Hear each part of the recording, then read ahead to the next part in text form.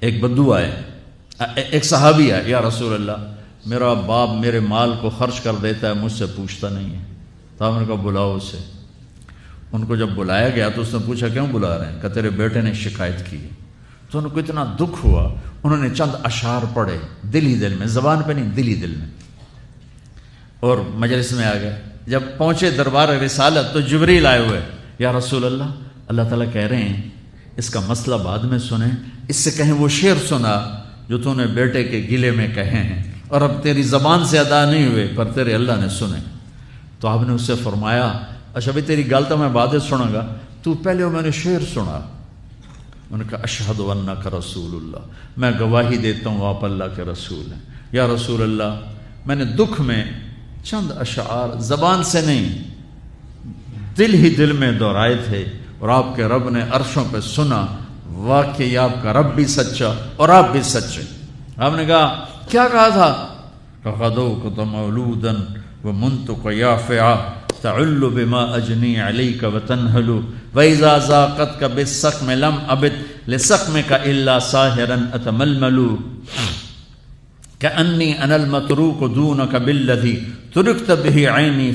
وعینی تحمل تخاف الردى نفسی علیک وانها لتعلم ان الموت وقت مؤجل فلما بلغت السن والغایة التي الیها مدى ما فیک اؤمل جعلت جزائی غلظة وفظاظة كأنك انت المنعم المتفضل فإن لم تر حق ابوبتی فعلت كما الجار المجاور يفعل۔ میرے نبی کے ٹپ ٹپ آنسو۔ کہا میرے بیٹے جس دن تو پیدا ہوا ہم نے اس دن اپنی ذات کے لیے جینا چھوڑ دیا، ہم نے تیرے لیے زندگی کا سفر شروع کیا، تجھے ٹھنڈی چھاؤں میں بٹھانے کے لیے گرم ہواؤں سے لڑا، تمہیں ٹھنڈی ہواؤں سے بچانے کے لیے برفانی راتوں میں کام کیا، تیری ایک مسکراہٹ دیکھنے کے لیے ساری ساری رات تڑپا، ساری ساری رات اپنے آپ کو کوہلو کے بیل کی طرح اپنی ساری جوانی کا رس نچوڑ کے تیری ہڈیوں میں ڈال دیا۔ میں بوڑھا ہوتا گیا، تو پروان چڑھتا گیا، میری کمر جھک گئی، تیری کمر اٹھ گئی، میری ٹانگوں سے جان نکل گئی، تیری ٹانگیں مضبوط ہو گئیں، میرے ہاتھ کانپنے لگے، تیرے ہاتھ مضبوط ہوئے، میں لڑکھڑانے لگا، تو اترانے لگا، تو مجھے خیال آیا کہ جیسے میں اس کے لیے دھکے کھاتا تھا، اس کی زندگی کی دعائیں مانگتا تھا، اس کے لیے تڑپتا تھا، چلو آج میرا یہ سہارا بنے گا۔ لیکن جب تجھ میں جوانی کی لہر دوڑی اور مجھے بڑھاپے نے کھا لیا، جب جوانی میں تجھ میں رنگ بھرا اور بڑھاپے نے میرے رنگ چھین لیے،